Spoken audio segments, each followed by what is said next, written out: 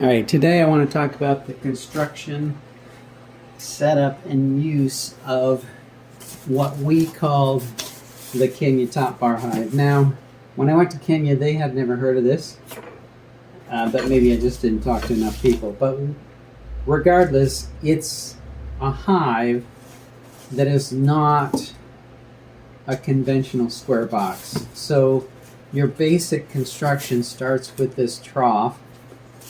And the dimensions of the trough are not that important in the grand scheme of things. Whatever you have, boards, sheet goods, plywood.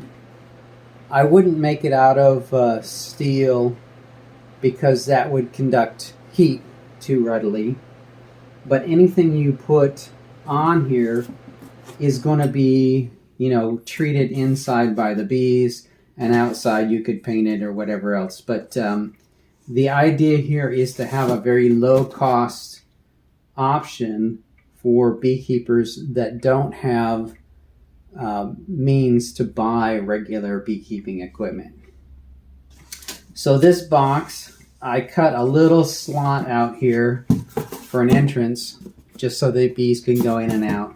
Now a lot of times you'll see a little landing platform or anything like that. But I think the bees can pretty much get into any opening in a tree or whatever, so that's not really that important.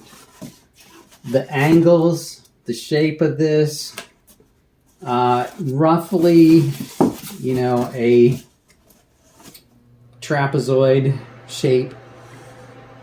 So the bottom part I would cut out first. And then you may want to have an angle cut on the bottom board so that these will lay flat against it. If not, that's fine too. That angle is going to be the same angle as whatever this is. And I did this without any kind of measurements of what kind of angle that is or anything. I just cut it out of cardboard because I wanted to have an illustration. But once you get these parts, the bottom, the sides, and the end pieces, then I add these little rails, if you will, to the front that go all the way across, and on the back that go all the way across, and a lot of times I'll do the end.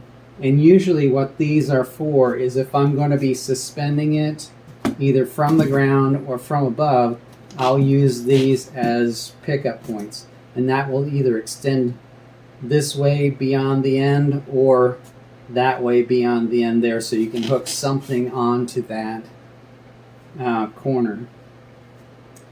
Now, the important part of this now becomes what's called the top bar. And these top bars will set across just a series of them that will sit across the top of it from end to end. And I made this one large as an exaggeration, kind of to show what the mechanisms are that are going to make that piece work. Now, this piece will have a slot in the middle of it. And that slot is for the comb or the beeswax foundation. So you'll take a piece of beeswax foundation and set it down in that hole. Now, in order to keep it in that hole, now you don't want this is also an exaggeration. You only want this, to be that tall, really. And once you get that groove, you cut that slot with a saw, a table saw or a radial arm saw, whatever you have that's going to be able to cut that slot down the length of this board. And then once you get this wax foundation positioned, you can take a piece of copper tubing. This is from a fuel oil system. It's got a flare on it, which is kind of nice. If you don't, it doesn't matter too much. But this I will stick down into some melted wax. So if I had a little pot of melted wax, I'd stick it down in there, put my thumb over the top of it, and then that will hold a column of wax in there. And then I'll take the wax foundation, stick it into that slot, and then easily dribble or administer that wax into that groove so it fills up that groove and locks that foundation in it. Now, on the bottom of this, I crushed it shut and left kind of a corner open. So you want to have just one hole open there so you can more easily control the delivery of that wax.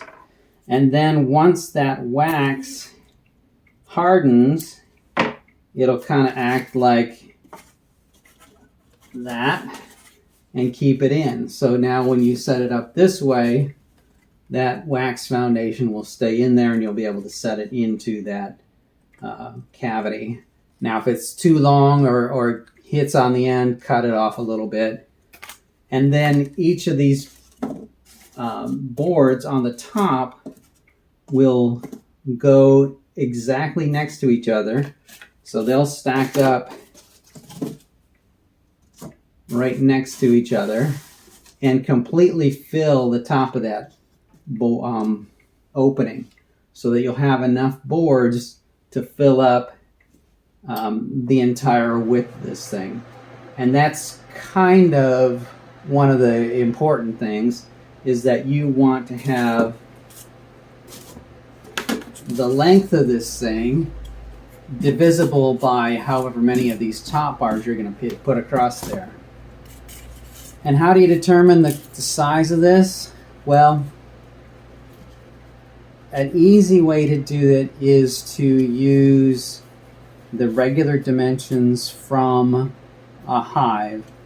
And I would make the length of it the distance that your normal top bar is, plus the end pieces, so you can have it lop over the ends a little bit,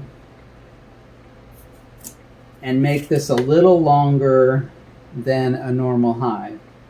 And then the width is going to be basically the width of the comb that the bees are going to build.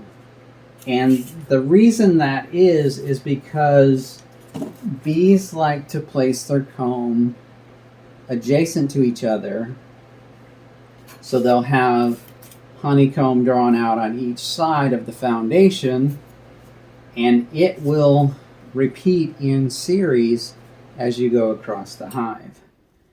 And that distance is fairly specific, although there is some flexibility in that, in determining how wide. This is probably about twice as wide as I would actually want it.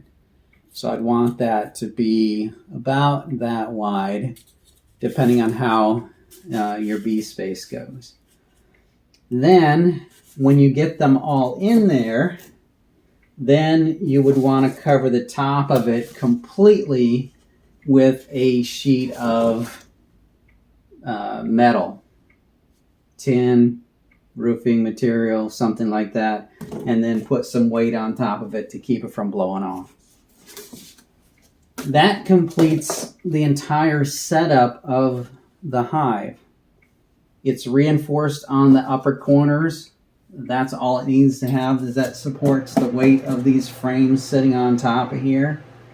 And then as the bees draw out the comb, they will draw it out into a nice elliptical shape, which, oddly enough, will not connect to this trough in any way. At least when I did it, I used these and put them in there, and as long as they're the right spacing, they will not connect that to it. Now, that gives you a big advantage in that it's very cheap. You don't have any other hardware inside the hive than just that top bar, the slot in it, and the comb. Once they start building that comb, they will start from the middle and build a long section and then work their way out. Now, What you don't want is them to build a comb here and then maybe another one on the same board. One of the things that I did to prevent that is that as they were drawing that comb out, I would switch things around a little bit so that it would keep those parallel and even in there. They'll have that starter strip to be a suggestion, but they can put comb anywhere they want to in there.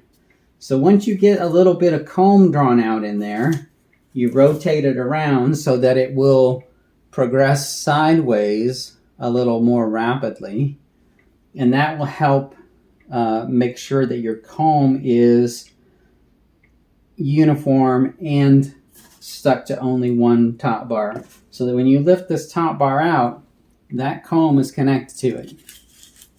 Now let's talk about the weakness of this. You cannot put this into a conventional extractor, or at least I don't think you can, because that connection point right here on the top of that comb is fairly fragile. So when you go to inspect your hive, you can lift them up, but as long as you keep them horizontal like this, you're fine. If you turn them like this, that comb will start to bend over and flop down, and you can get it to break off of this fairly easily. So if you're going to lift it up straight. If you're going to tilt it this way in only one direction so it doesn't flop back and forth like this. But still, it's fairly fragile. And the way that will work is that the bees will put the brood, the baby bees, sort of towards the center of their nest. And on the outside is where they will have more concentration of honey, pollen, and potentially drone comb, where they raise the male bees. That being said, you can take off those end pieces and then cut that comb off and have honeycomb from it without disturbing the center of the nest where the brood is. So you don't want to harvest that brood out of your colony, because that will deplete their population, which is really what helps them make more honey. So when you get this and it has brood on it, you could come in with a knife and cut off the edges where they may be putting honey. That's kind of getting close to where they live, but maybe your design says, well, in a month something is going to come and get this hive anyway. I might as well take what I can out of it before they do. I don't know. That's sort of something you'll have to figure out in your specific location. What and how much you want to harvest, how you want to harvest it. Now, this not being able to go through an extractor changes the way harvesting is done.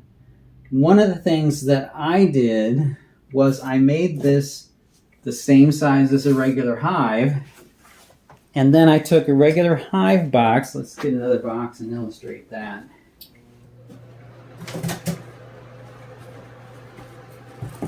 And then I took that regular honey super and set it on top, just like that, with its frames.